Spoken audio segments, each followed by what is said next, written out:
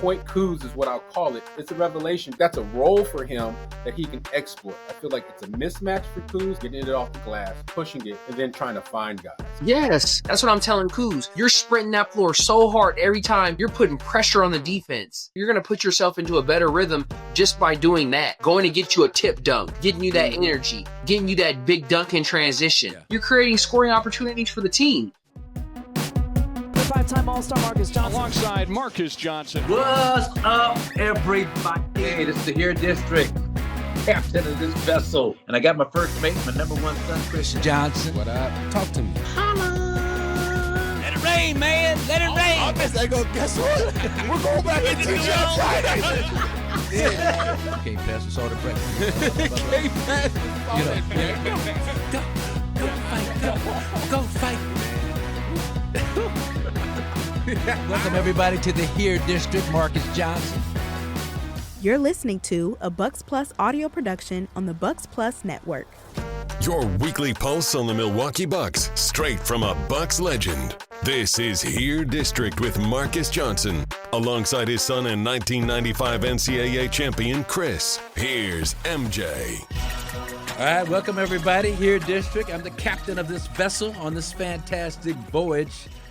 We've already set sail. Exhibition season has started. Marques Johnson, my son Kris Johnson, the only father and son combination to win a national championship at the same school. What's up, Kris? How you living? Everything good? I'm doing great, baby. How are you?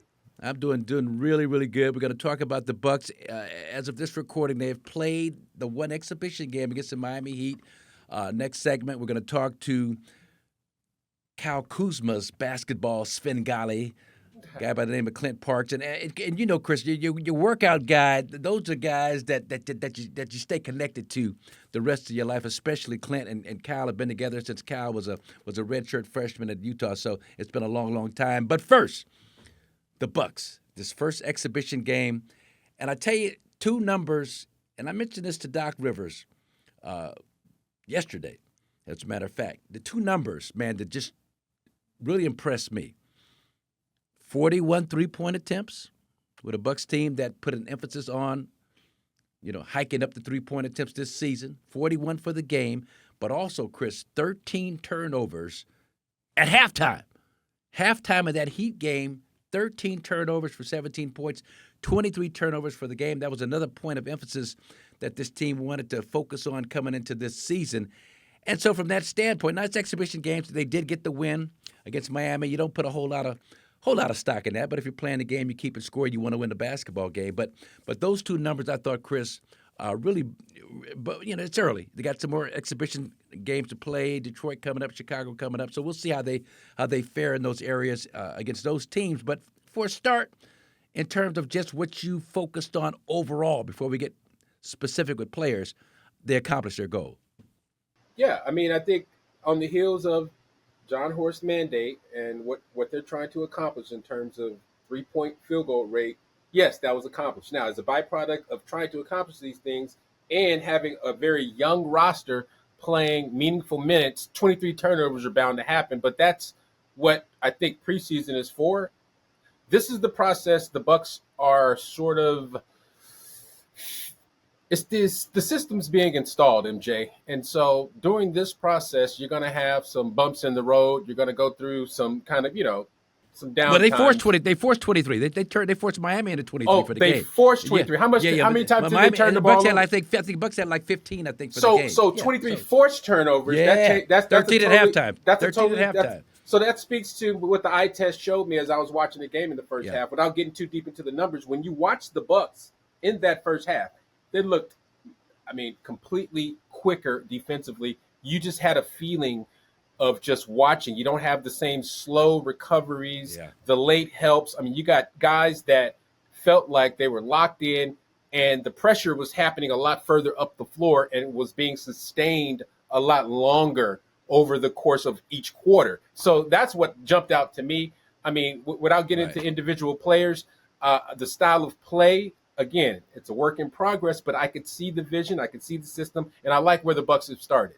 Well, to validate your basketball savantness, what the Bucks are doing, you talk about closeouts and everything being quicker. They're even playing more off-ball help side defense to really plug up the driving lanes on the strong side, relying on those young legs to be able to get back out on skip passes, to be able to close out without getting beat, to be able to stay in front of players. But that's what young legs do for you. And that gives Greg Buckner, their defensive coordinator, a lot more options to kind of create the defense that he kind of created in Cleveland when he was there, where that team became one of the toughest teams in the league. No, I laugh because that's just such a great point.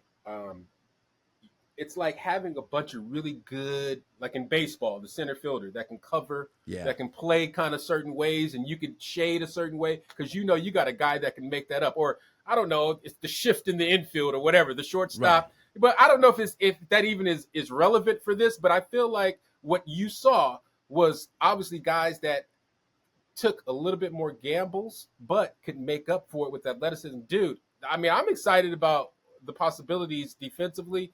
But also, like, imagine, like, the lineups that you can run. I mean, we saw guys that fit together very well that I didn't think would fit together well, Ryan Rollins, Cole Anthony being one of them. I didn't know how that was going to look, but I was pleasantly surprised with how they look and the chemistry that's already being developed. Yeah, without question. Again, a lot more versatility, a lot more potential for different combinations. So you mentioned a guy. Let's start out with Ryan Rollins, and Giannis, I think, shared about him publicly in terms of watching him play against the Miami Heat and how impressed and how the game is slowed down for Ryan Rollins. And this is a Ryan Rollins when he started a few games when Dame was down last year that averaged almost 11 points a game, shot 45% from the three-point line. He played well, but he's even better this year, and that's on the heels of a shoulder surgery that had sidelined him for quite a bit of time. So, we're not even seeing the best version, is my point, of Ryan Rollins right now, but it's like he hit the ground running. That bodes well for the Bucks this season. Yes, it does. My thing with Rollins is the more that he could, on the defensive side of the ball, create these sort of basketball events, right? A tip, a deflection, get a steal, cut off a guy, come behind, poke, challenge a shot, block a shot. Like if he's playing that style of basketball, his value on the floor, it's going to be hard to get him off. The shoulder thing that you mentioned, I feel like that him slowing down, him taking his time, him playing with a lot more patience is a direct result of the injury. You come back off an injury, sometimes you can't really go full speed, and sometimes that's a good thing for you to be able to slow the game down and to use your head more than your athleticism. Yeah. So, I thought the guys, the Miles Turner and now one thing I did notice, and I want your take on this too. One thing I did notice in the Miami Heat game, and this is an Eric Spoelstra special. The Bucks started the triumvirate, Gary Trent Jr., Kevin Porter Jr., and A.J. Green. They went at A.J. Green. They targeted. Did you pick up on? Did you pick up on that? They went at him the first 4 or 5 possessions. Andrew Wiggins, Jaime Jaquez, whoever it was. And the thing about it, if AJ's not fouling in those situations, right? If he's playing solid defense, you got to live with that. Like, you're not going to get hurt by that. I think you get hurt or burnt by that if he starts fouling, or if it's something like where he's just absolutely too short to really make a difference on the block. But I saw that, and I expect more teams to come at the Bucks if they did start that lineup. I had a question for you about just your overall thoughts on Kevin Porter Jr.'s performance. It looked like he was ironing some things out. What did you think about his performance against Miami? 15 minutes, 10 points, 4 assists. He was good. Now, he started off a little slow. I mean, in terms of just quality of shots that he was attempting early on. Right. But once he kind of settled down, he got that, going to his right, kind of that little floater game, that mid-range game. He got that working. And I thought his focus and his connection defensively was there from the start. And that's always a big key. He and Gary Trent Jr. and AJ, when they're on the court with Giannis, I mean, they force almost 17 turnovers a game, and that's one of the things that you've got to really kind of keep using to your advantage. So I thought KPJ, jumping passing lanes, being a pest. Now here's the deal. So by the time we record again next week, we would have played the Pistons and the Bulls. So now you get a Cade Cunningham, who had a 20-point first half against Memphis. This is going to be the big test for me, just to see kind of how we match up against those bigger guards, those offensively talented guards like the Cade Cunninghams. Can KPJ, at his size and girth mainly, does he have the strength to kind of effectively deal with that? So that's the fascinating part of the preseason. I think when you have a situation like when a guy like KPJ is playing against Cade Cunningham and some of these other guys. Who has he got with Chicago? Kobe White, maybe? Yeah, Kobe White. Okay, so he's playing with these Buzelas, 6'4" and up guys. Josh Giddey, Josh Giddey. So KPJ, and I say the difference between like KPJ and maybe say Dame. Dame is a proven guy. He might not necessarily get up for those type of matchups in the preseason. KPJ is going to be up for these matchups. KPJ I agree. will get up for these matchups. And so that's why I'm loving this guy right now, because I know what time it is. Like, it's not going to be one of these things where we're going to be just chilling on the preseason. He's going to come out with something to prove. The other thing about KPJ that you talk about his shot selection, he didn't come down. How many threes did he take? Because I don't remember him coming down with a pull-up three. I don't remember him coming down just kind of pulling up. I don't know how many threes he took. Zero. None.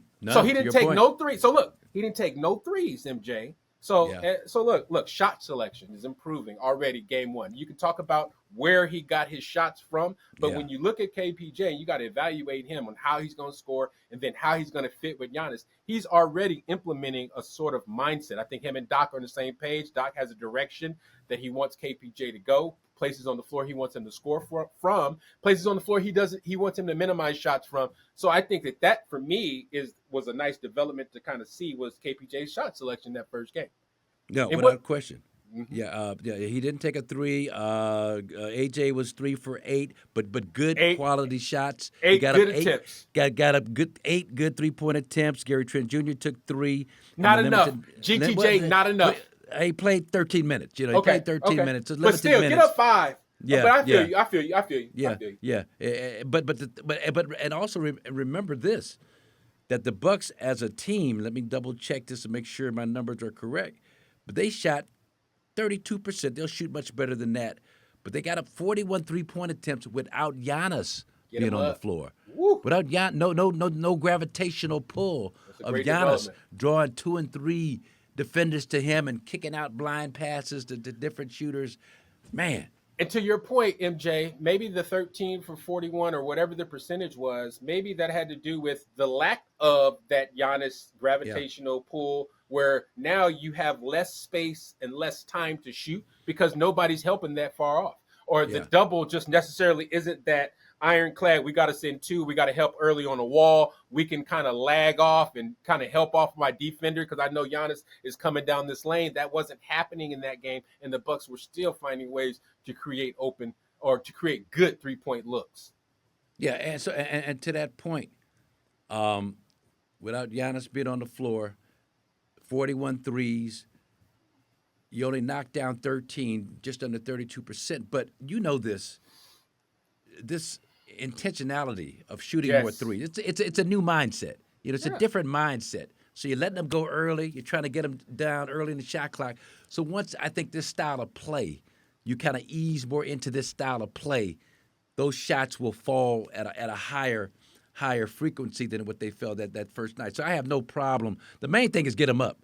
To me, is get up a high volume of 3-point shots. And to me, this team, in terms of the quality of shooters that they have in the lineup, the percentages will work they're knocking them down.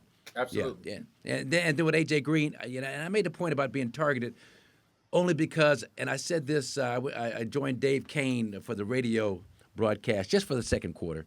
Me and Dave, we're cool, so I wanted to kind of hang out with him for a minute. But so with AJ, he defensively, and Doc talked about this his first time seeing AJ. I think AJ was a rookie when Doc first came on board, but he talked about how AJ will battle you, and you just got to find a way to help him. So AJ did a good job. I think Miles Turner got a block in one of those situations. I forget against who. But AJ will stand you up. We talk about that. They talk about it in football. He'll stand you up. He's going to fight you, going to battle you. He's going to stand you up. Now, the question is, what kind of help he's going to get behind him in terms of contesting shots, blocking shots, or whatever you're going to be able to do. But he's going to stand you up. And I don't think it's a problem when you got Giannis and Miles Turner out there. So Yeah, I don't good think point. starting AJ and AJ's that's what I mean by he's not going to be that big of a defensive liability. This pick on him thing won't be killing the Bucks in the regular season because of the presence of guys and length and dudes coming over. So it's not going to be the same dynamic. And if you get AJ picked on by Wiggins, for example, and you've got Tyler Hero healthy and you've got Norman Powell healthy, but you're going at AJ with Wiggins constantly, you know what that does to the rhythm of your offense, at least from the start. It kind of throws you off a bit. So that's all. So, I mean, it's not a bad thing to have that kind of a defender being put under the microscope, going at him the first 3 or 4 possessions, trying to take advantage. It kind of throws you off in terms of what you've been used to doing offensively. So it's going to be interesting to see how that plays out. But the other guy, Chris, and this comes from this uber competitive training camp that the Bucks have been talking about. I mean, 20 guys on the roster. Big I still don't know how the final 15 or so. If he keep playing like this, if he keep playing like that, who are you talking about? Well, no, I'm just saying. Well, I'm talking about Andre Jackson Jr. I'm talking about Pete Nance, but okay, Andre Jackson. Okay, Pete Nance was one of the stars of the game. 15. I'm just, but let's say if Pete Nance can continue to play like this, right? Yeah. It's going to be some tough decisions that's going to have to make. Have whatever the word or the phrase is. You're going to have to make some tough decisions because. Yeah. Okay, talk about Andre Jackson, then I'll kind of just touch on Pete a little bit. I mean, man, if you believe what you read from the different periodicals and all these pundits out there, then it looks like Andre Jackson Jr. with the limited guarantee, all the stuff with his contract, but you just don't have another player that brings you that energy, that vibe, that defensive mindset. Man, that I don't know. I mean, that's tough. That's usable on an NBA roster. And I talked about playing against the Cade Cunninghams, the bigger guards. To me, Andre Jackson Jr. can almost earn his keep with this matchup coming up. Yeah. And next time we come on the air, we'll be able to really delve into it. But that's where his value is in a playoff situation, a 7-game series, where you got to have a stout defensive effort against a Cade Cunningham type of a guard. That's tough. God, that's a great point because he's so versatile too defensively, and so that's what makes Dre so dangerous. Obviously, the question is the offense, but like what you mentioned, like a specialist kind of guy that on a matchup-to-matchup basis, it's like having a shutdown corner that comes in specifically to play against this wide receiver. But, we know he's going to do a great job, and that's a game changer. Like go ahead. No, but I'm saying if Dre Jackson slows down Cade, slows down Darius Garland, or whoever it is in the East, right? Jalen Brunson, you put him on Jalen, holds Jalen to 6 for 16. Donovan Mitchell. Whoever you put him on, right? There's a possibility that dude might lock them up, and it might change your fortune. So it's like you have to weigh that value, the value of Ajax, right? It's great. It's like you got to make. It's a tough decision, bro. And I tell you, I've been watching him in the one game, and in practice a lot. What do you like? What are you doing out there? Well, I'm convinced more than ever that there's a place for him in this league. Now, whether he's going to be here in Milwaukee or not, I don't know what's going to happen, how this is going to shake out. But this young man, and Danny Hurley talked about him at UConn as being, his all-time best and favorite player, and averaging 6 points a game. So he's already proven, on that level at least, that scoring is not what he's all about. He's the intangible guy. And when you're trying to create culture, like the Bucks are trying to create with this new youth movement, I mean, God, I mean, he kind of his motor, his vibe kind of fits right into that kind of culture that you want to create. So, I don't know. We'll see what happens. Doc Rivers, John Horst, and crew, they're going to have some tough decisions to make. But I love the competition. And you talked about your guy Pete Nance. I mean, to me, he was the unsung hero, kind of star of that game, quietly, efficiently, effectively.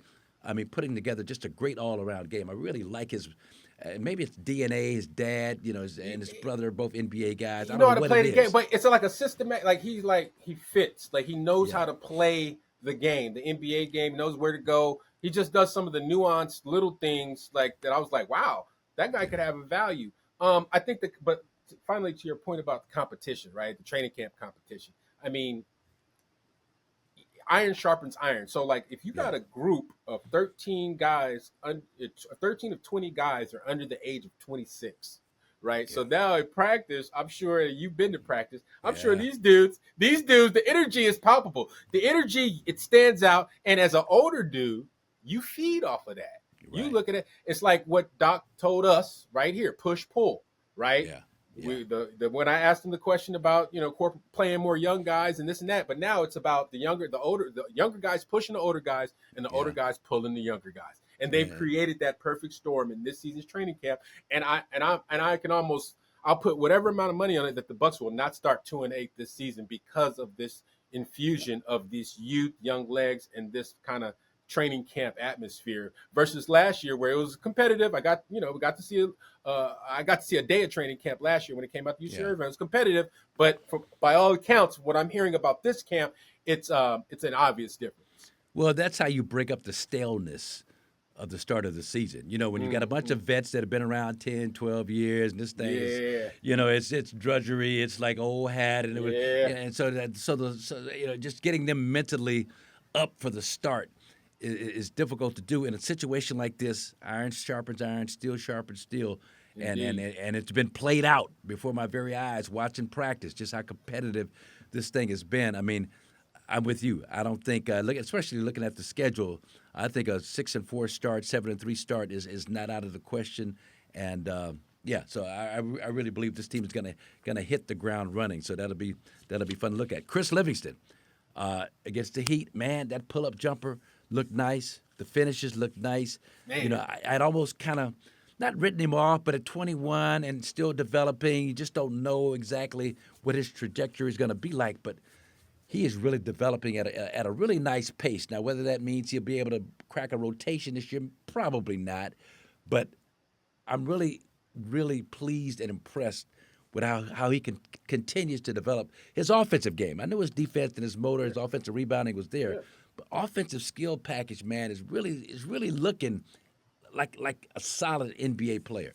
I think that the Bucks will have more patience and more development runway for these type of guys. Chris Livingston, these second rounders, these two-way. Tyler Smith guys. Yeah. Like, these are the guys that you need to hit on from a development standpoint with this new second apron situation and how the league rosters are now being constructed, right? Yeah. These are the type of guys that could, in a year, 2 years, 3 years, be playing meaningful minutes, a la Cason Wallace or Isaiah Joe for Oklahoma City or whoever. Those guys that got, that stayed in the system, developed, were on two ways, kind of went up and down, but eventually cracked the rotation, put in the time, did the reps, and now they got the confidence and the comfort to contribute at the big stage. So for me, you love seeing like all the pieces of the roster, just how they're moving, how they're working, how they're developing, and those guys down there on the development tip are looking pretty solid.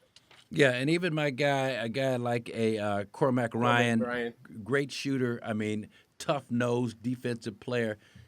He's a guy. Don't sleep on him. I mean, he's a guy.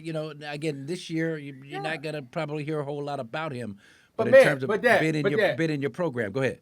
But Dad, not to cut you off, but like these Cormac Ryans and these kind of guys, I feel like that the NBA at this time, the way the NBA is constructed, like this is the time a guy like that could get off the most. Yeah. Like more than probably any other time, just because of how the systems work, the shots that he will get, and the ability to shoot. I mean, you look at Cleveland, you look at them guys. Sam Merrill. Dude, that's what I'm talking about. That's what I'm talking about, bro. We had him here in Milwaukee. That's what I'm talking about. As a rookie. But you're talking about them type of dudes, right? They'll give you a dub. Like, you look up, Sam Merrill has 17. I'm like, God dang, so how do you get 17? And he gets it easy. Yeah. So it's a structure. It's a system thing, right? This is what Doc and John are working on. They're working on building a system so you can plug and play guys with a specific skill set so that you can flourish in the system. Yeah. If you're not shooting the shots, if you're not getting guys like Pete Nance 7 threes, he won't be able to show what he can do in 2 or 3 threes. You need 7. So it's gonna make I'm not gonna say inflated stats like the old run and shoot at Houston. Somebody mentioned David Klinger. I don't know if you remember that name, but he was the Cincinnati Bengals quarterback. Yeah, sure, but he threw 5,000 yards in the run and shoot system. And I'm not saying I'm not saying like the Bucks are that, but it's the concept of, hey, guys that don't necessarily have that, NBA pedigree or that background or that resume, you're going to be able to plug and play them, and they're going to be meaningful. They're going to make meaningful contributions to your roster. Well, and this guy doesn't fit into that category, but we would be remiss if we didn't at least mention his name. But Cole Anthony, man, I love Cole. I mean, his energy. I'm sold. He had a chase down block in practice, man, where he just didn't quit on a play. It didn't have the offensive kind of effectiveness in game one, but I watch him work on his skill package. This dude is good, man. Cole is good. And Dad, you've liked him since he had the Timberlands, or I think the dunk contest. The dunk contest. Don't choke the butters. Don't choke the butters.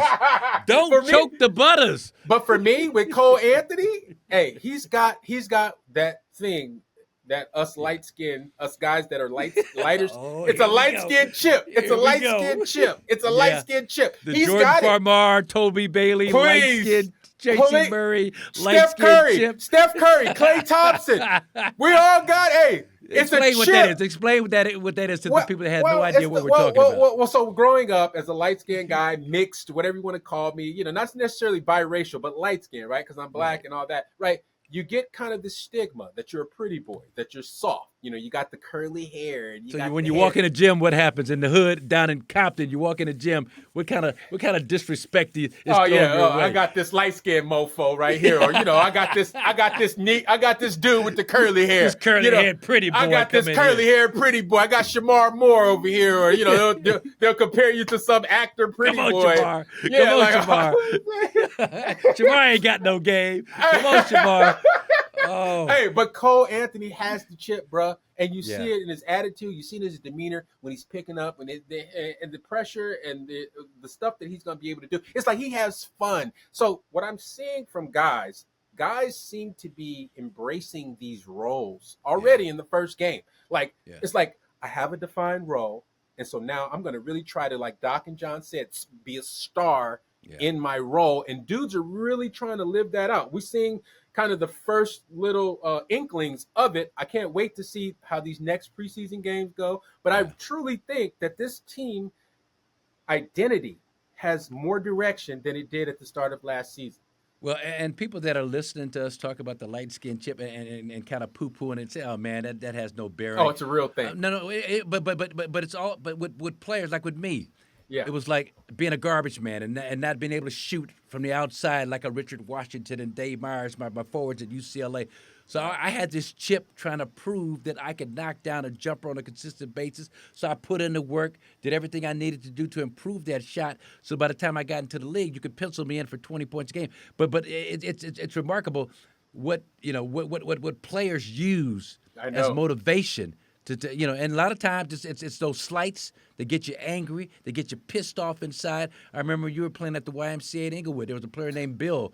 Me and Coach Ed Waters, my best friend, Coach is Crenshaw now, compared you to Bill and said how I think Bill may have gotten the best of you the first time you guys met, played him in a championship game. We got you so, we got you so hyped. We had to almost give you a sedative, man. You were just on a whole nother level in terms of fire. So it's amazing just the things that can get you fired up as a basketball player. And you mentioned it last week when we were talking to Eric Name in context of the conversation with Giannis, just about kind of like how athletes sometimes we make up and create things in our minds, right? Windmills. The windmills, the battle. We got windmills. We got to fight. We create these things. People are saying this. He hates me. They did this to me because of this. They don't think I'm good enough. Right. And so, but bringing it back to Cole Anthony and why I mentioned the light skin thing, what you're talking about, MJ. That's something to prove. And so you can take that with you at every step in your career. Oh, you think I'm soft on defense? Okay, I'm going to rip you. I'm going to lock you up. Oh, you think I don't got a bag? Okay, let me show you the bag. Oh, you think I can't? I'm light-skinned. I got good hair. I can't do this? Well, let me show you what I can do. Why are you laughing, man? Well, you said you could take that every phase of your career, even post-career. Quick story. Absolutely. We're on the road, and Pete Nance comes up to me and says, My dad said that you were a really good player. I mean, you were like a smaller forward. You were like for a small forward. For a small forward. My dad, Larry Nance at 6'10", says that you were actually pretty good for a small Larry small taking forward. shots, bro. For a small forward. So you know where my mind went. Wait a minute. I averaged 10 rebounds a game my rookie year. I averaged 20 and 7 as a small.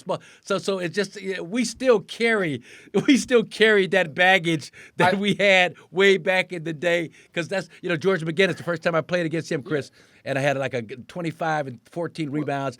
They asked him, what did you think of Marques Johnson? Oh, he's pretty good for a 6'4" guy. Well, let me tell you. That was what I'm about to say. Those guys in the NBA, they kind of like pencil you into that. Like when I talk to those guys or been around them, there was always this air like you were undersized doing what you were doing. Like you were undersized. And that undersized nature was passed down to me, and it helped me become the player I was. But it's those type of chips. It's those type of chips that really could dictate where you go as a player. Sore. I'm still carrying that chip on my shoulder. Carry that big old chip on your Carry that big chip, man. But that's funny. So let's talk. We can't leave this episode without talking about the big fella, the big dog. Got to feed the big dog, Big Giannis. Yes, sir. Press conference recently talked about, he had this wedding ring analogy. He's like, when I walk around without my wedding ring. And you go to an amusement park. It's temptation. It's temptation. People try to talk to you without my wedding ring. To you. No wedding ring, they think you're available. I'm like, Giannis. That was the analogy. That was the analogy that he used in terms of just teams inquiring about whether or not the Bucks would be interested. Now, if I'm John Horst, Sure. I if it's the Knicks or whomever, I'm asking for Karl Anthony Towns and Jalen Brunson. And I want your whole lineup. I'm going to gut your team so bad that I'm not going to make it worth your while. Sure. But that's when you got a guy like Giannis. That's not surprising to me that these conversations are being had. You know what I'm saying?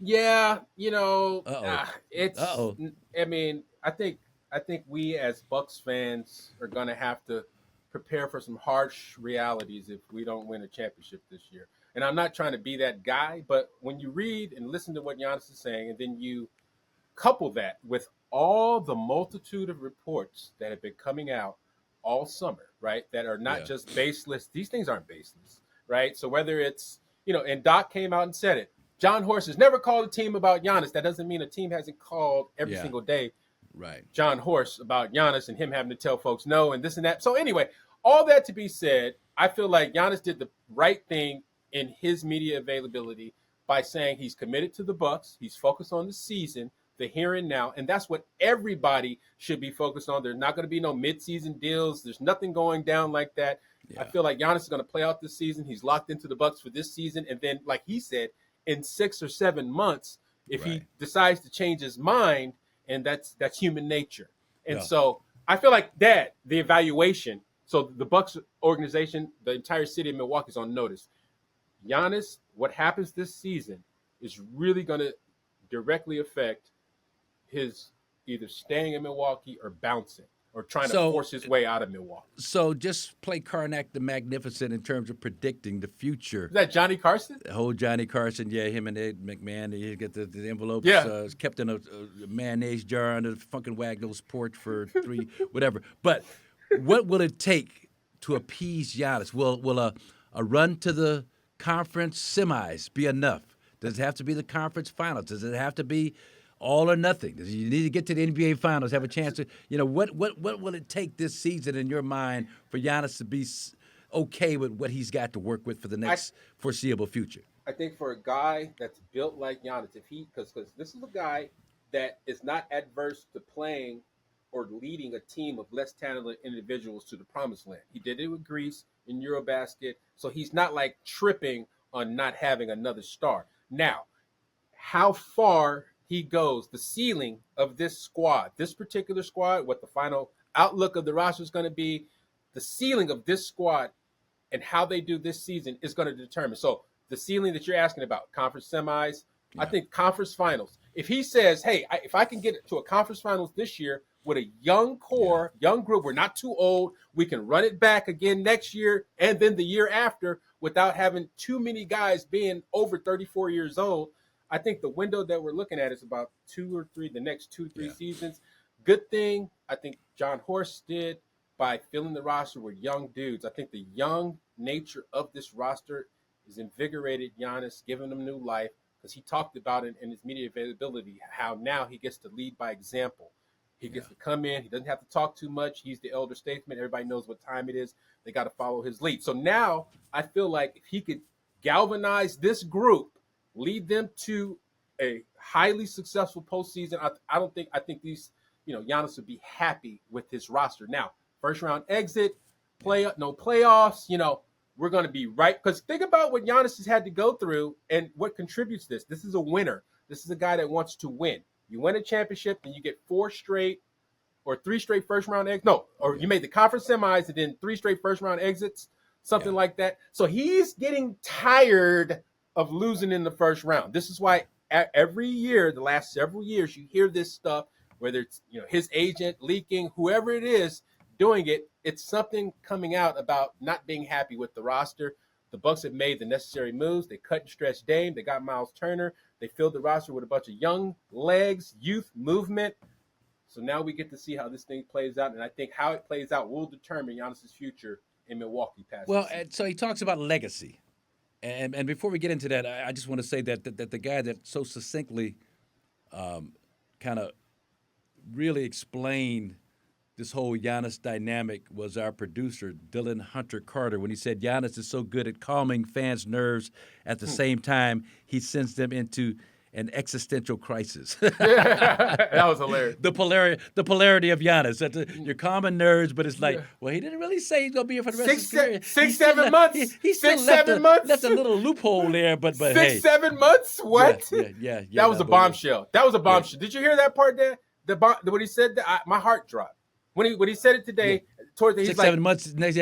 He said, if I change my mind in 6 or 7 months. I'm allowed to. I'm allowed. I was like, what?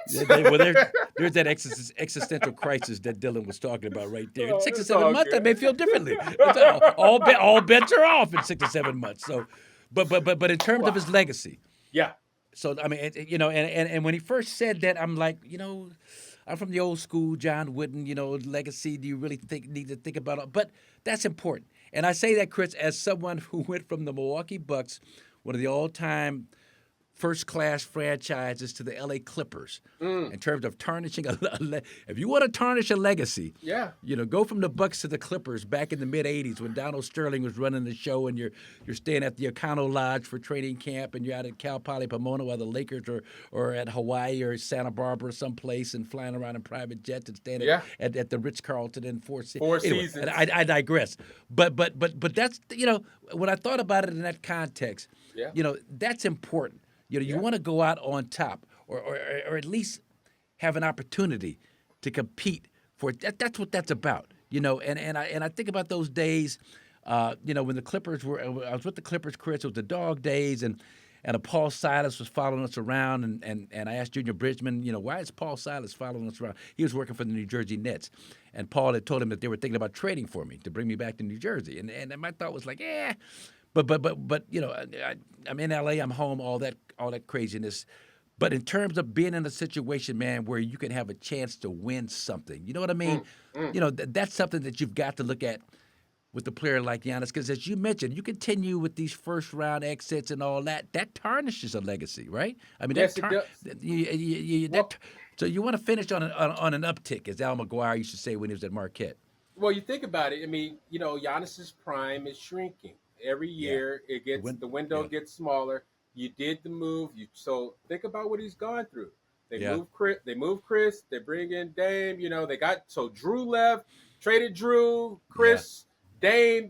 So it's like you're losing in the first round. So this has been, sort of his life with the Bucks the last few years, and a lot of times, that could start to wear on you. And I won't say it like, oh, I want to leave, but when you're a guy that's built like Giannis, wired like Giannis, think about legacy, thinking about his impact and standing in the game of basketball. You don't want these continue. It's like Russell Wilson out in doggone New York, shutting it down, not looking good as a quarterback, being like, yo, this might, and then dudes going on TV saying he might not be a Hall of Famer now because, he looks so bad. And so, but not saying this is what's happening with Giannis, but who's to say if that's not something that might be on his mind? I think I think here's the bottom line with Giannis. I think Giannis is loyal. He's fully committed to the Bucks until he feels like the Bucks aren't fully committed to him, to building a championship contender around him. Yeah, no, I got you. And if I had to do all over again, I would have stayed in Milwaukee for the duration of my career and competed for championships, even though we had to go through Doc and go through Larry Bird and all those great Celtic and Sixer teams back in the day. But it does something to you as a competitor, to finish your career with the bottom feeder, with a team that nobody respects, and it just does something to you psychologically as not only a basketball player but as a person. So I understand where Giannis is coming from. You and especially since you've already you've been to the promised land, you've tasted the milk and honey. Absolutely. Last thing, and it's unique to guys like you guys who are transcendent type talents that are at the top of their field, right? Yeah. It's different for normal guys maybe to go to the Clippers after the Bucks, but when you're a superstar, NBA superstar, you got Giannis on that plane of individual, right? Yeah. I can't imagine what it was like going to the Clippers after spending all that, how it must have drained you personally and professionally. Yeah, and the naivety of just like, well, I can go to the Clippers. I got Norm Nixon. We got James Donaldson. We got these really, really good serviceable ball players. Derek Smith. I can turn this thing around. We can compete with the Lakers. And, boy, it didn't. Well, y'all started 5-0 in '86. Yeah, so yeah. Hey, don't get it twisted. Yeah. Y'all was hooping. Don't act like y'all wasn't hooping. I was there. I remember. I was like, damn. I saw it. I was like, y'all was hooping. That was the extent of my excitement. Y'all was hooping. Y'all was hooping. 5-0. I think we lost the next 5 though, but that's that's neither here nor there. But listen, man. Finally, there was some conversation about Giannis and a Greek reporter kind of putting some of his personal business out there on blast. And I'm not going to spend a lot of time on this, but there's certain lines that shouldn't be crossed, and I understand it's the nature of the clicks and the eyeballs and the more salacious and sensationalist kind of stuff that you could come up with. I don't know. I have a problem with that though, because I just believe that there's certain things that should be protected, and family and kids and especially a guy in Giannis's position in terms of just being a world recognized athlete that you should respect. So I had an issue with that, but I don't know your thoughts on that. Well, I had an issue. I mean, if you're publishing, super sensitive, confidential, private sort of information, that's crossing the line. I feel like, it's one thing to go at Giannis. It's one thing to talk about Giannis, one thing to cover Giannis. But when you start to go into his kids or his wife, and then that's where you cross the line. And he had to draw a line. He had to set a boundary. He had to speak out, take a stand for his family.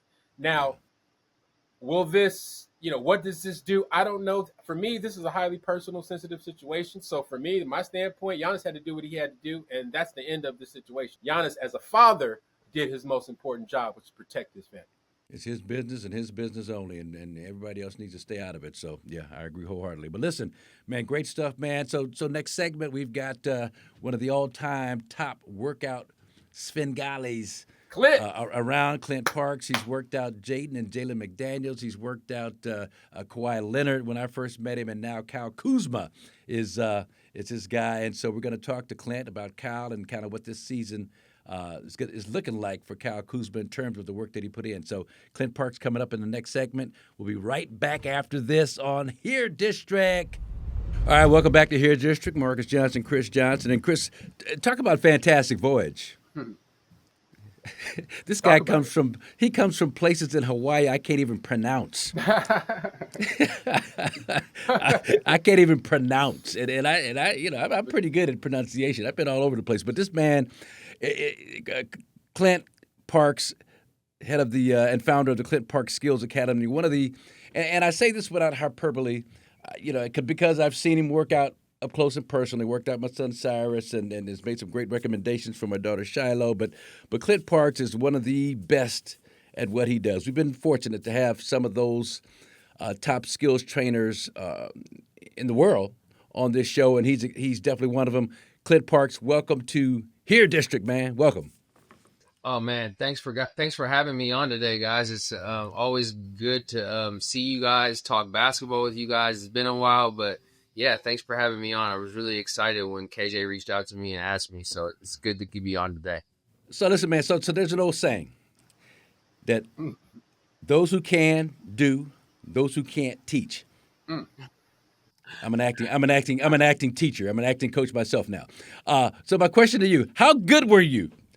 I'm reading all this hype about how NBA career, college greatness. How good were you as a basketball player? I was a good high school player. I was, I came up in a time, like I grew up in Riverside most of my life till moving to Hawaii. And I was one of those kids, I think my playing career, and obviously being a smaller guard, what I needed as a player, that push, that drive that you guys see me give a lot of kids today, that's kind of what's driven me to do what I'm doing today, because I didn't really have that. So, I feel like I went to junior college, I got hurt, and I stopped that for that. But I always had my mind on, getting into doing what I'm doing now. But a lot of it comes from, like I just said, my whole, who I am as a trainer, as a coach today, comes from my upbringing in basketball, as a kid in high school, all of that. And that's kind of what's pushed me to be to have the success that you've seen my guys have and our programs had. Well, and I love telling this story because it kind of validates, Chris, my value as a skill evaluator. So the first time I met Clint was after I think a pump event, Dana and David pump event. I think Cal State Dominguez Hills. I'd watch these kids play, high school kids play, and I was just fascinated, Chris, with this one dude that I thought, that UCLA should have been on. So I walked up to him and Clint. They were walking away, and I was like, "Man, what's your name?" He's like, "Kawhi."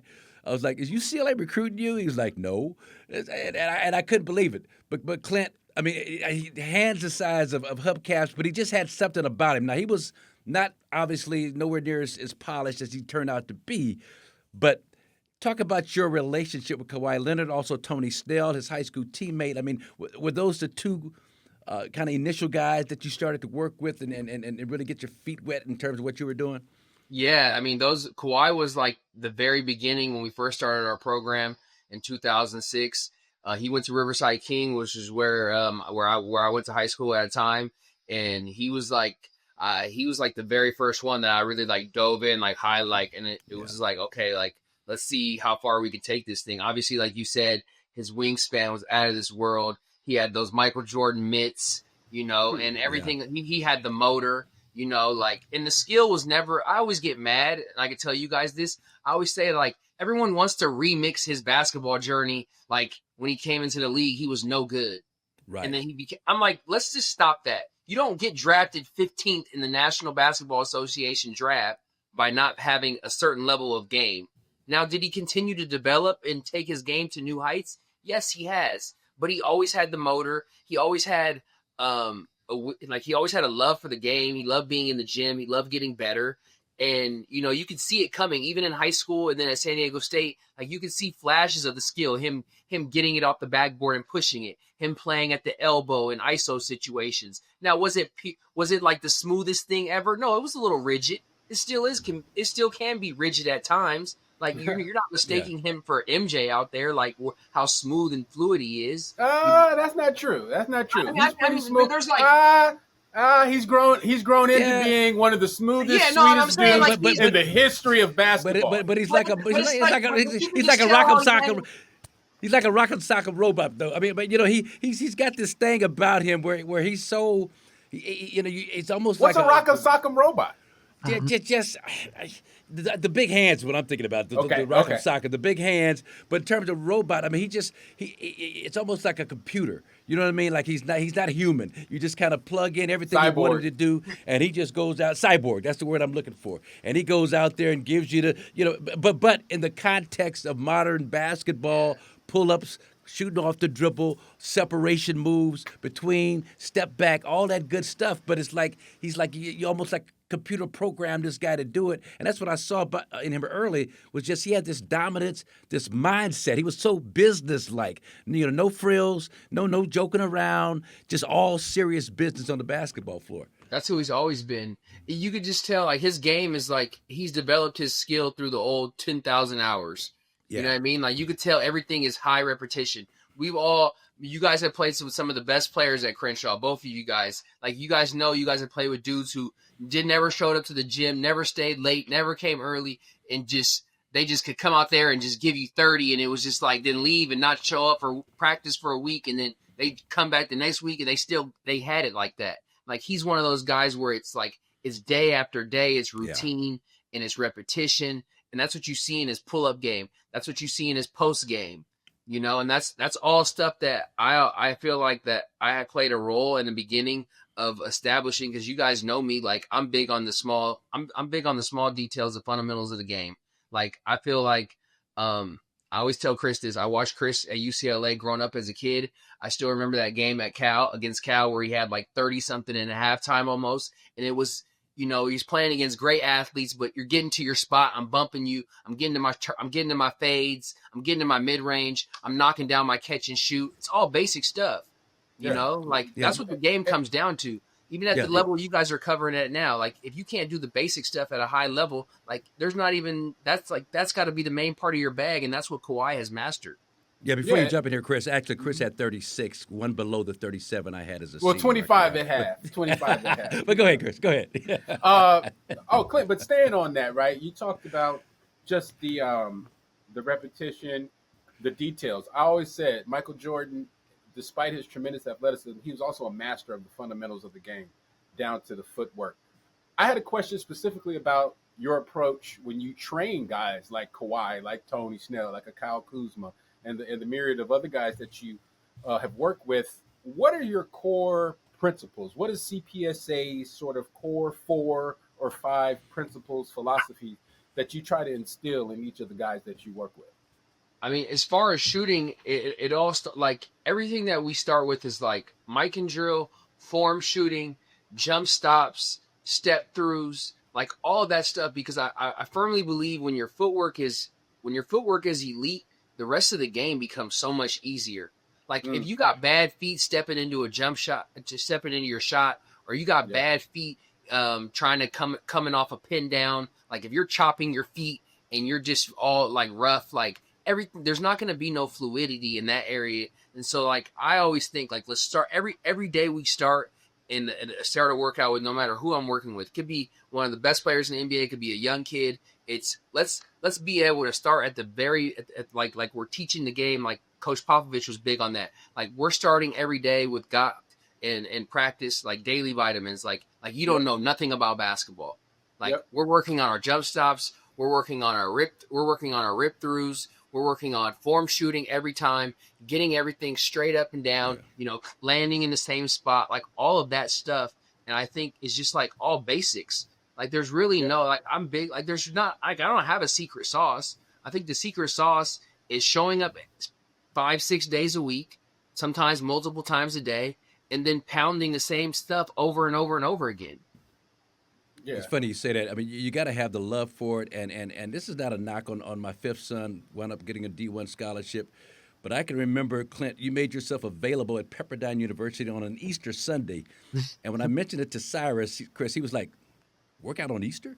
Oh. That's all right. It's all right. We love Cy. Well, yeah, we love Cy. But as a parent, you got to know. You know, it gives you an indication, and that's important, right, Clint? Just in terms of they've got to love it more than you love it. They've got to want it more than you want it for them, and that's what separated Chris, even though not nowhere near as athletic as a lot of players, but just separated him to becoming the 24th all-time leading scorer in UCLA history by the time he was done. I mean, you've got to recognize that in the individuals you work out with.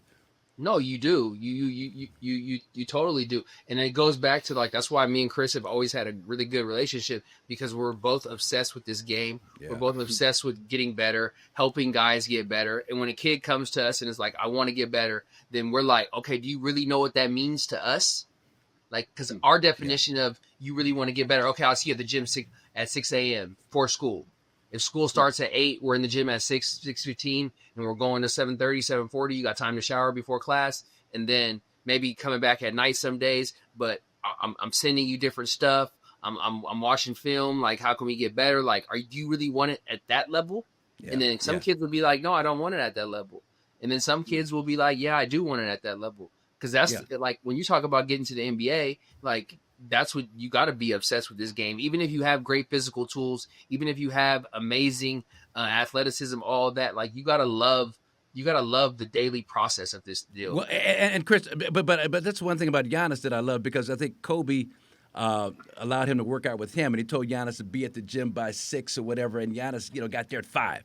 And by the time Kobe got there, Giannis was stretched out, ready to go. The one thing that just irks me to no end, if you say we're working out at 6, in comes the kid at 6:03 with his flip-flops on, his no socks on, got the bag, got to sit down and kind of get himself together. Man, if I say 6, come in ready to work at 6, and to me that's an indication of just where a kid's mindset is. But yeah, go ahead. I digress. And also, Clint, has there ever been like a time, like maybe with one of these guys that I mentioned, where sure, it's always going to be about how much the kid wants it and the player wants it, but let's say you see something in a guy and you see more in him than he may see in himself.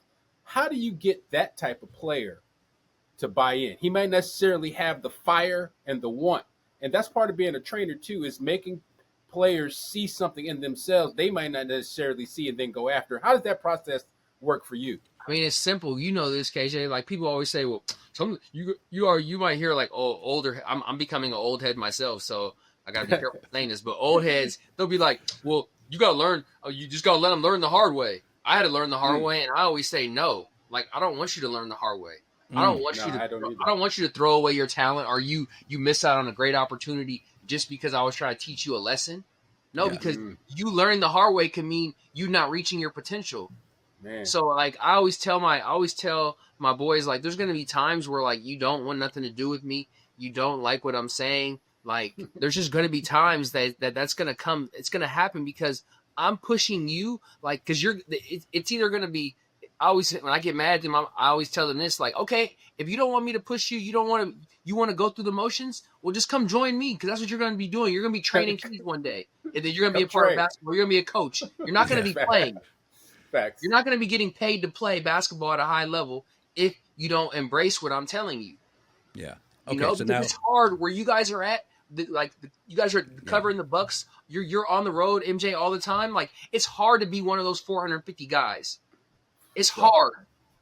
These people can't. These kids and these parents, they can't even comprehend how hard it is. Yeah. Mm-mm. Well, and see, this is where I used to get into it with Stephen A. Smith when he was over at Fox Sports. He would always, Chris, he'd be highly hypercritical of Jack Haley. And talk about Jack Haley is not a ball player. Whatever. Haley. And I'm like, dude, Jack Haley has been in the league for 10 years. Jack Haley, or Ryan Hollins. People knock Ryan Hollins. Ryan Hollins started 60 NBA games during the course of his career. And so I'm always one to give the utmost respect to anybody that can make it into that league and be a part of a team, make the cut even. For me, I mean, that's a major accomplishment, man. I have the utmost respect for that. So, yeah. Absolutely. It's lost on so many people. Yeah. But now this leads us into Kyle Kuzma, one of your guys that you've been working out since he first got out of Utah, I believe. When did you start with Kyle? I started with Kuz his redshirt freshman year at Utah. Wow. Oh, okay. So before the NBA. Yeah. Early. How did that collaboration come about?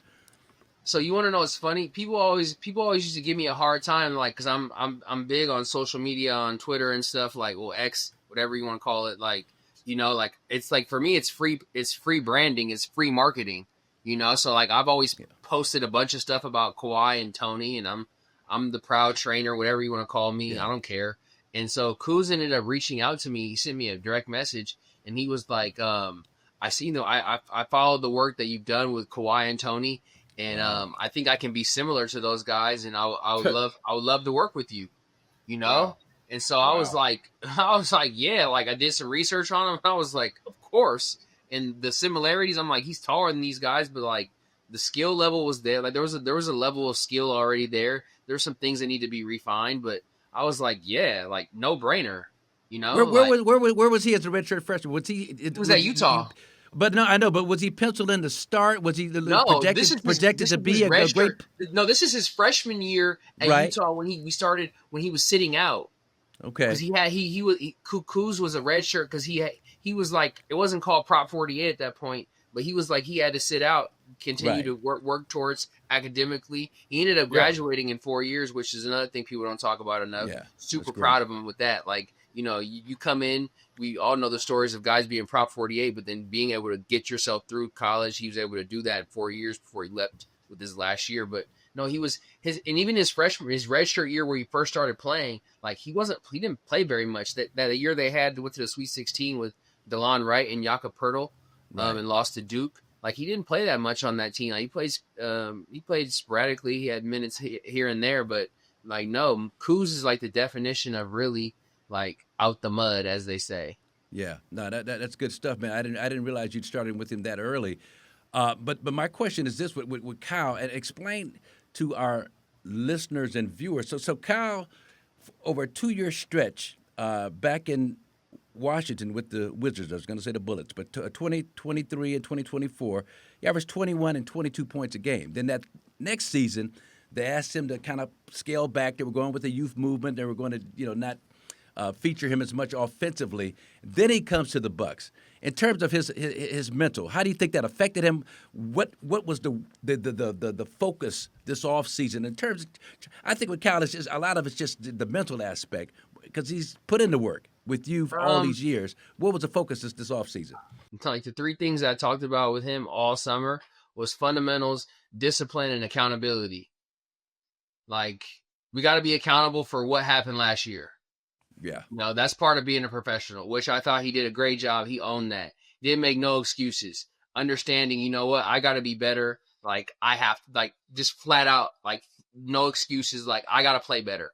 Like, you know what the expectation is for you. You know you didn't meet that. You came into the year last year, you had an injury, had a setback, which you guys know, like, whenever you have a setback like that at the beginning of the year, those are things that are hard to overcome. But you got traded, and they traded away some good players, and they brought you in, and for whatever reason, it just didn't click for that group.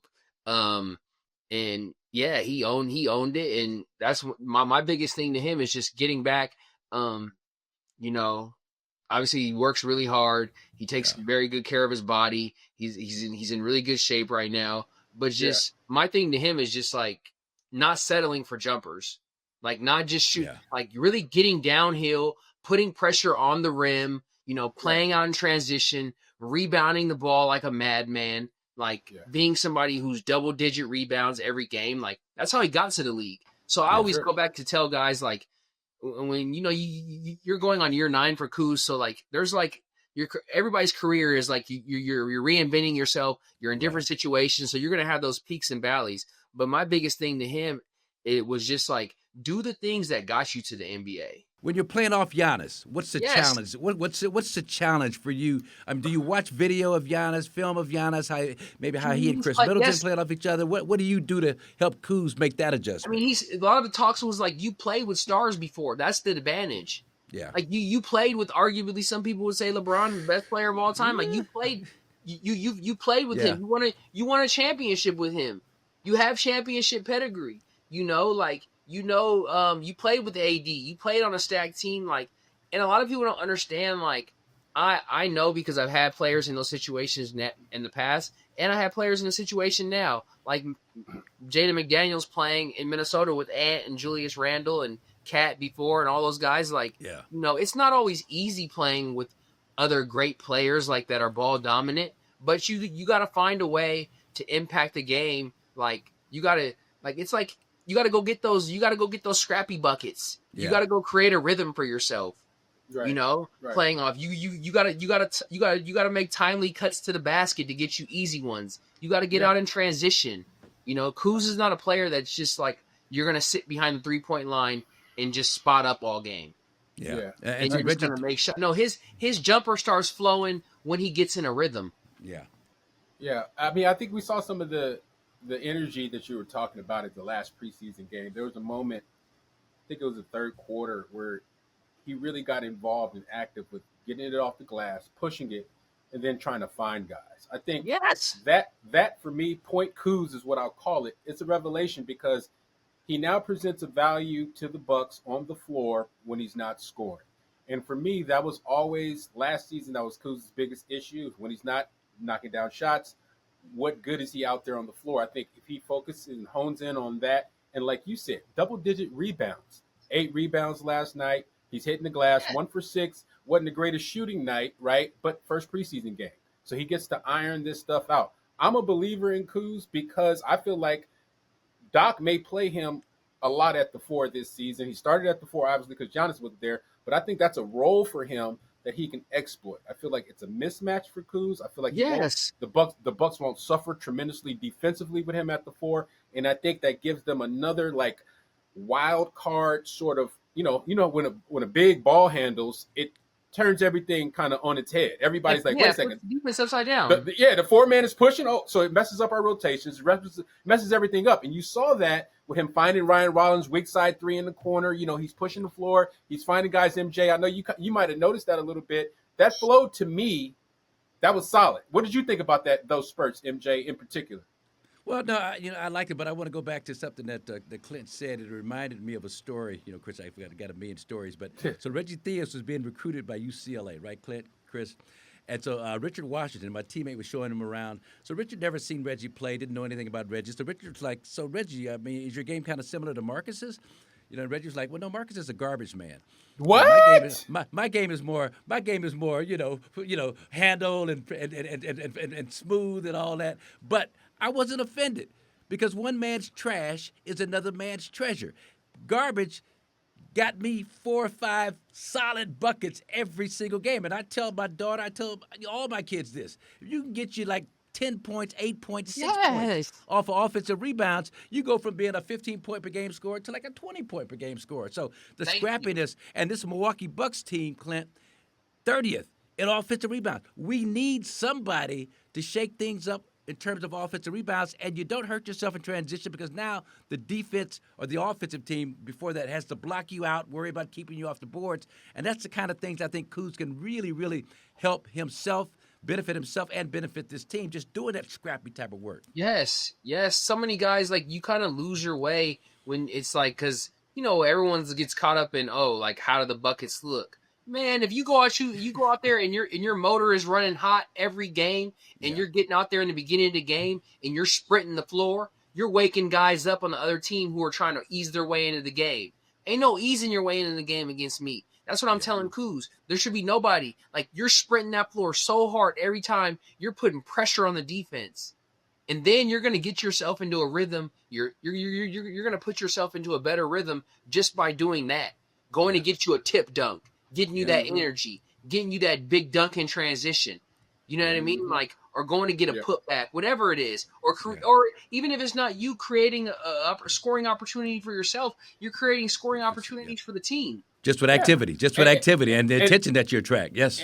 And then the threes are gravy. The threes are just like the cherry on top of the sundae. And then you start adding Kuz get hot on top of that instead of relying on that. And then kind of ignoring. And then it's like, parts. Well, you're not making shots tonight. So it's like the old adage at any level where a coach hits you with what good are you on the court? You ain't making shots. You're not doing nothing else. Yeah. We get that at every level. So it's like, bring that energy every single game. Be a force defensively.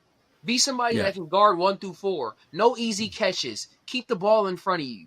Yeah, well, and keep things in context too. I mean, I just looked up this stat today. Kuz with the Bucks shot 54% in terms of effective field goal percentage. That's the highest of his career, and he didn't really have we don't look at it as a great shooting season, but it wasn't like he was just totally useless out there. But here's my question for you, Clint and Chris. I want you to chime in too. We talked about him playing with LeBron with the Lakers, that championship season with 20. Was that was a bubble year? So the bubble year, 2020.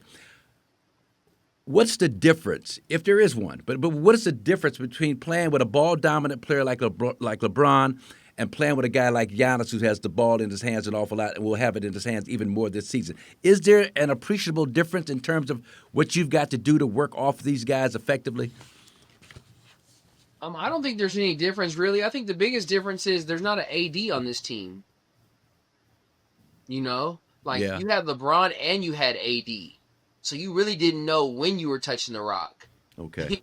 You know what I'm saying? Because you're playing with 2 all-stars. On this team, it's Giannis. You know, so there's going to be your opportunities, and nobody's going to guard Giannis one-on-one. That's why I think it's getting back. You know, one of his best attributes of his game coming into the league, they allowed him to score a lot of easy buckets was, like I said earlier, being great at cutting to the basket. You know, like not just hanging out on the perimeter. Yeah. Like, you know, those 45 cuts could get you a lot of buckets. Absolutely. You know, like your man is going to be paying so much attention because they're probably thinking, okay, well, you're not a great 3-point shooter, so they're sagging off and they're falling asleep. Okay, boom, he's not seeing you. Boom, I'm cutting right behind him. Layup, dunk. You know, like you got to punish teams in that way when you're playing with a guy like Giannis.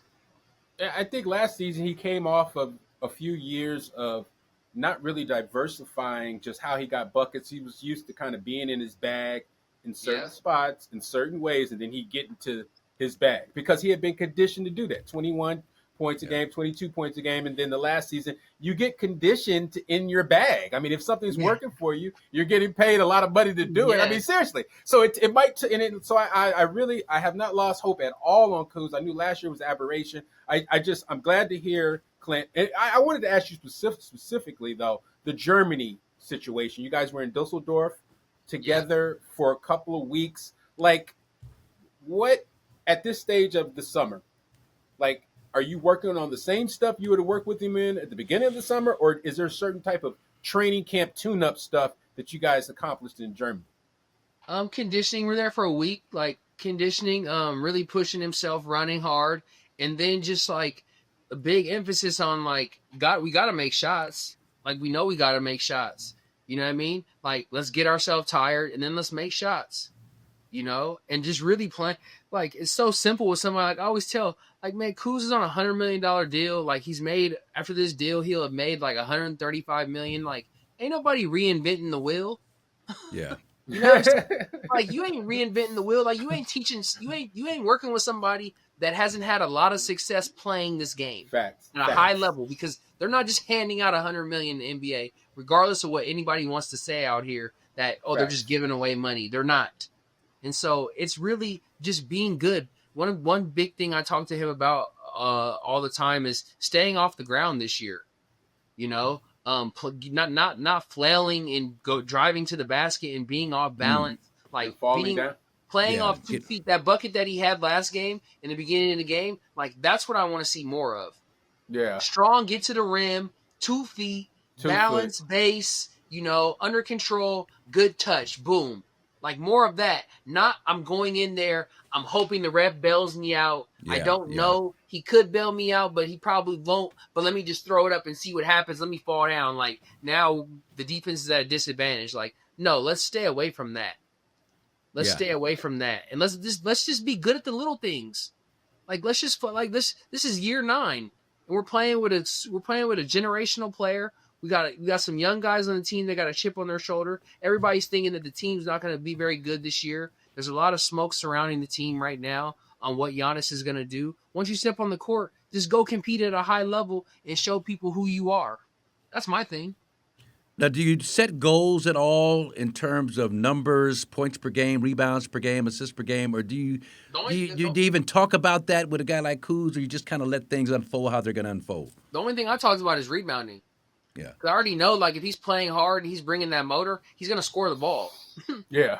Because he's always done that. You know what I mean? He came into the league averaging 15, 16 points his first couple of years with a lot of really good players around him. Like, so if you play hard and you play with that great motor, like, Kuz will walk himself into every night looking up and he'll have almost 20 points. Yeah. Like, that's just who he is. Right. And people are going to look up and they're going to be like, oh, where'd that come from? I didn't see that out there. You know, because it's not going to be traditional. It's not going to be what you're used to or what everyone loves. But I don't care about that. Now, for a guy like Kuz, does it matter if he's penciling at the 3 or the 4? Does it? I mean, just the number terminology. Does that impact his mind at all? Kuz is in Kuz's world. Kuz is not tripping off what Kuz is not tripping off what nobody's saying about Kuz. Does it matter if he starts or not? I mean, is that something that he'll be fine? He'll be fine too. Like, obviously, I think everybody wants to start. Sure. But he's a pro. You know, like he's a pro. Like, he's not. If he's starting, he's coming off the bench. like whatever the Doc asks of him, he's gonna do it, and he's gonna do it at a high level. Like that's how I feel this year because I just told he knows like, dude, just play your game. You know, don't get caught up in that's been my whole thing. Don't get caught up into trying to show people you're not AJ Green. You're not just a shooter. Yeah. You know, like you're not just a marksman. You can make shots, yes, and you do make shots, but that can't just be your game. Can't revolve around whether your ball's going in or not. Yeah. Yeah. Well, look, man, I'm pulling for Kuz this year. I've seen. I believe hard work should be rewarded, and I just really believe he's one of the hardest working guys during the offseason. You can attest to that, Clint. And I just really feel like a year under his belt in this system, playing with Giannis, playing for Doc, understanding what's expected of him. Right. I just really believe that the shooting in that first game, exhibition wise, was an anomaly. That he's going to have himself a really really good productive season for the Bucks this season. Yeah, and preseason is about working yourself into shape too. Like he's sprinting I'm looking at the little things like how hard he's sprinting the floor. You're getting out and you're running. Like you're trying to challenge yourself. Yeah, you always want to make shots. No one's not going to sit up here and say you don't want to make shots every time you step on the floor. Obviously you do. But more than anything, you're trying to get your legs under you. You're trying to get in game shape. You're getting used to the timeouts, all of those things, the media, all that. Like the game stuff that you get under the lights that you're not getting even in a closed door scrimmage or 5-on-5 getting up and down with the team. Like we know, you guys know that when the lights come on, like that's what preseason is about. Get your legs under you, work on get your details in order. And then when the season starts, you be ready to roll. Has he gotten leaner? Is it, or my imagination? Yes, he has gotten leaner. He's in great shape. Okay, he's in great shape. He takes his that jumped out. That's jumped out at me the first time I saw him in the gym. It's like, wait a minute, this dude is he's cut and lean and just he looks like he's been working really hard on his body this offseason. Every time he travels, his strength coach travels with him. His PT guy goes with him. Like Kuz is investing in himself. Like he's not. I know everyone sees him traveling and doing his. Like he takes his eating serious. He takes his training serious. We're up early. Like I'm used to getting up early, so it's not bad for me. But he's up early. He's not somebody that sleeps in. He takes all of that serious. Like he's a professional. No matter what anybody says. Like. There's going to be ups and downs of the pro career. And I have to remind him, you didn't get to this point. Like you went through worse than this to get here. Like this is just another opportunity for you to get back on track. MJ, how many years did you play in the league? I played 10. I got hurt in my 10th year. I hurt my neck. You have a certain amount of respect. So I mean, there's I've had a couple guys that I worked with, Tony Snell and Quincy Pondexter. They both got to 9. Yeah, 10 is that magic number. Obviously, you got that health insurance for life. That pitch invested number. Yes, indeed. That's the number. So you have a bigger respect for guys that are getting that longevity in the league. Yes, like so many people just push it to the side. Like it's crazy. But here's the thing with that. Here's the thing with that too. You just brought something to mind because.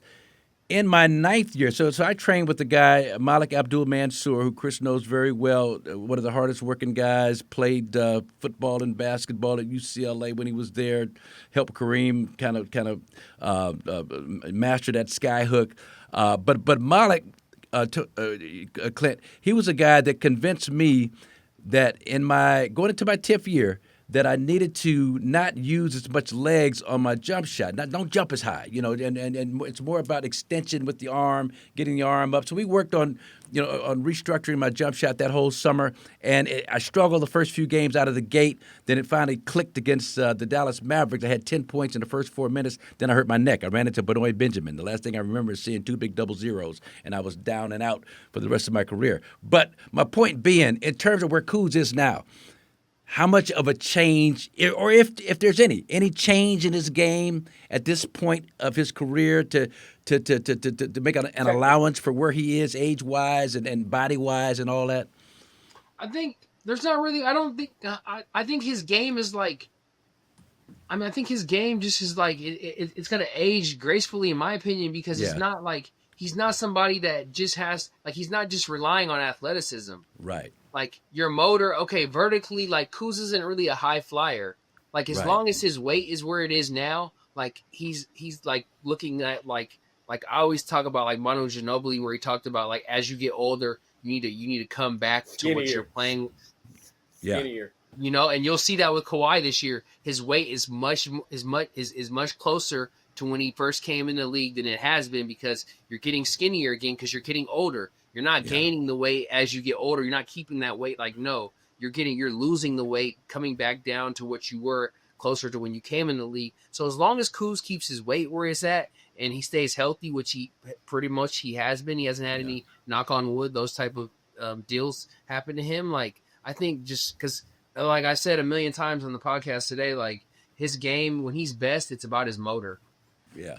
His motor. So as long as you can bring that motor and you can play, you could just outwork guys, you could play harder than guys every night, you'll be fine. Yeah. Well, listen, I believe in it. Can't wait for Kuz's world to get untracked here this coming season. Clint Parks, we thank you for joining here. District, one of the foremost skill developers in the land. Clint Parks, you do a great job, man, and got to get you back on here and talk more basketball as the season progresses, man. Thanks for joining us. Thanks for having me on today. I appreciate you guys. See you guys in the gym soon. All right. Yes, sir. Clint Parks. Thanks, Clint. Thank you, guys.